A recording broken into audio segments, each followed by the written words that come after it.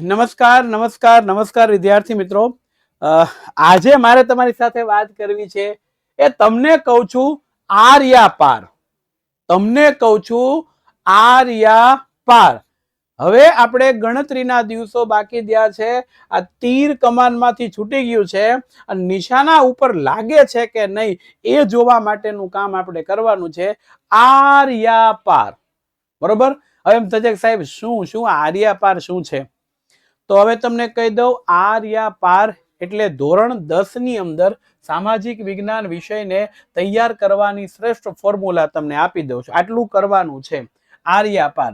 તો આર્યાપારની અંદર સૌથી પહેલા શું છે, એક દિવસની આપણે ફાળવણી કરીએ તો એક દિવસ એવો આવે કે આપણે પહેલે ભણવા બેઠા હોઈએ, પછી ધીમે ધીમે સિલેબસ ચાલતો જાય એ સ્કૂલમાં ચાલે, ટ્યુશનમાં ચાલે, ઓનલાઈન ચાલે, બીજે ત્રીજે આપણે શીખીએ, પછી બધાના હોમવર્ક કરીએ. તો એટલું બધું આપણું મગજ હોય અને એ મગજમાંથી આપણે કઈ રીતના માર્ક્સ મેળવીએ ને એ વસ્તુ છે, એને કહેવાનું છે એ આર્યાપાર. આ કોઈ મોટિવેશનલ મારે આપવું નથી. હવે આર્યાપારની અંદર 80 માર્ક્સનું પેપર આપણું હોય તો 80 માર્ક્સમાંથી આપણે ઝડપથી કવર કઈ રીતે કરી શકીએ? તો માય ડિયર ફ્રેન્ડ, ઝડપથી કવર કરવા માટે થઈ અને આપણી પાસે સરસ મજાનો સહેલો ઇતિહાસ છે, એથી થોડુંક અઘરું ભૂગોળમાં, અને સૌથી વધારે આપણને અર્થશાસ્ત્રમાં કંટાળો આવતો હોય.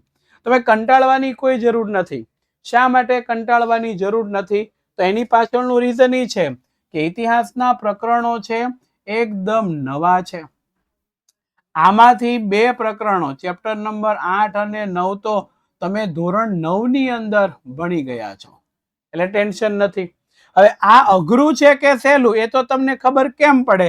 તમે એનો સ્વાદ ચાખો ત્યારે. આ તો તમારા માટે એકદમ નવા છે ને. અર્થશાસ્ત્ર એ તમારા માટે નવું છે. અઘરું તો શિક્ષકોએ કહ્યું હોય ને. આપણે આ ગોલ રાખ્યો હોય, આપણે ગોલ રાખીએ, હું આર્યાપાર છે ને એટલે આપણે આમ ધ્યેય રાખીએ, સૌથી પહેલા પાસ થવાનું, પછી તો કે 50% માર્ક્સ મેળવવાનું સામાજિક વિજ્ઞાનમાં, પછી તો કે આપણે એમાંથી A1 ગ્રેડ કેમ લાવવો ત્યાં સુધીનું. હવે આપણે કરવાનું શું?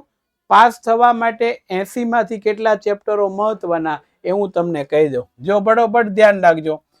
ચેપ્ટર નંબર 1 અને 2 એટલે 4 માર્ક્સ આપણા થઈ ગયા. એના 4 પ્લસ પહેલાના 4 એટલે 8 માર્ક્સ આપણા આર્યાપાર થઈ ગયા. ઓકે. હવે ઇતિહાસનું ચેપ્ટર નંબર 3 છે, એ પણ એટલું સરળ છે.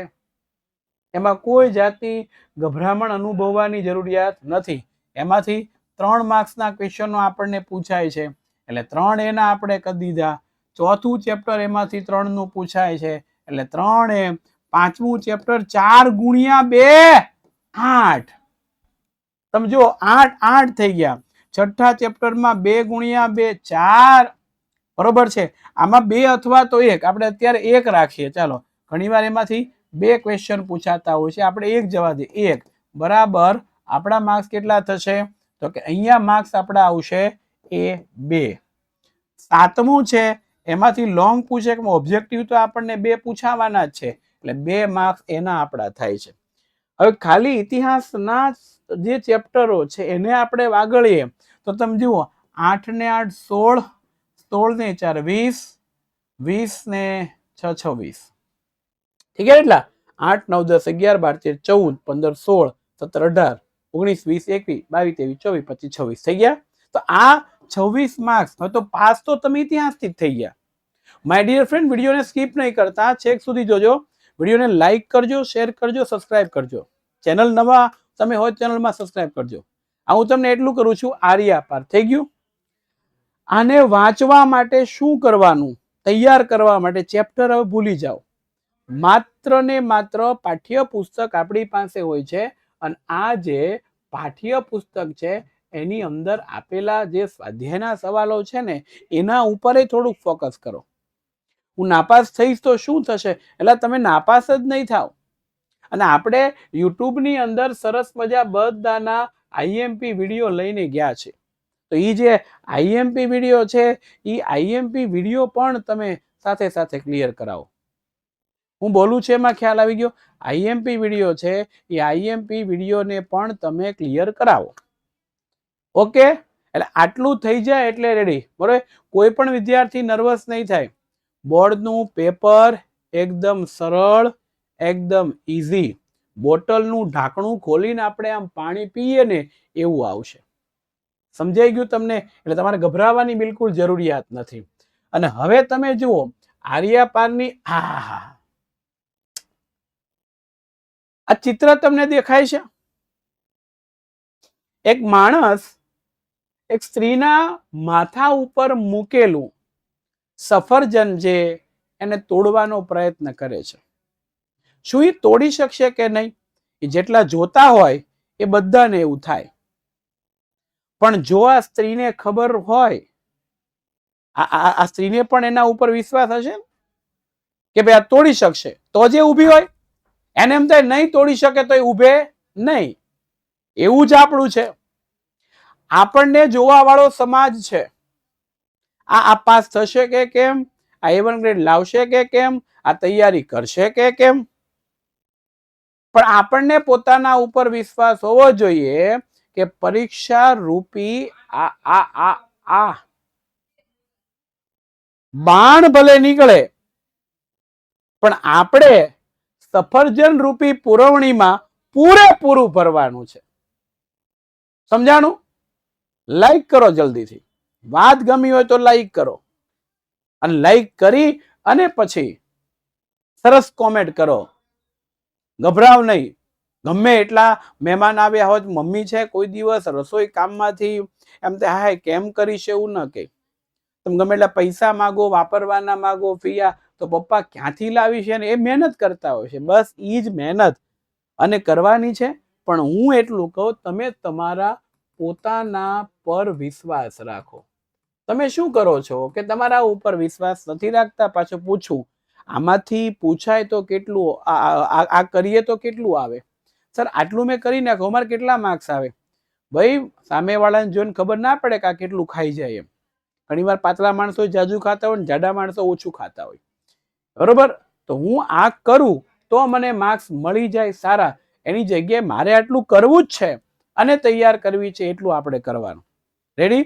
અને અમુક ક્વેશ્ચન તો તમે જુઓ, તમારા હાથમાં પેન ને કલમ હોય તો લખવા મળો. હું કહું, ચેપ્ટર નંબર 1 તમારું હોય તો એમાં સાંસ્કૃતિક વારસાના ગુજરાતના સ્થાપત્યોની સ્થળને પેલું પ્રાકૃતિક વારસાના અંગ તરીકે ભૂમિદ્રશ્ય, નદીઓ, વન્ય જીવન, આ મહત્વનું. આર્યન દ્રવિડોની જે ટૂંકનોંધ છે એ ખૂબ મહત્વની. બીજા ચેપ્ટરમાંથી માટીકામ કલા, કાષ્ઠકલા, ધાતુ વિદ્યા, ભરત ગૂંથણ, નાટ્ય કલા, સંગીત કલા, નૃત્ય કલા, ભવાઈ, ગરબા. ગરબા તો મોસ્ટ એમપી છે.